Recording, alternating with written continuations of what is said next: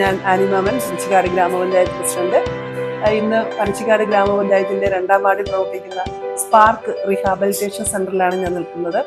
ഇത് പനച്ചിക്കാട് പഞ്ചായത്തിൽ തന്നെ ഇങ്ങനെ ഒരു സ്ഥാപനം ആകെ ഒരെണ്ണം മാത്രമാണ് പ്രവർത്തിക്കുന്നത്. ഡിസേബിൾ ആയിട്ടുള്ള കുട്ടികളുടെ പഠന വൈകല്യവും ഓർമ്മശക്തി, ബുദ്ധിശക്തി, ശാരീരിക ശക്തി, ആരോഗ്യം വീണ്ടെടുക്കുക എന്നുള്ള ലക്ഷ്യത്തോടു കൂടിയാണ് ഈ സ്ഥാപനം നിലനിൽക്കുന്നത്.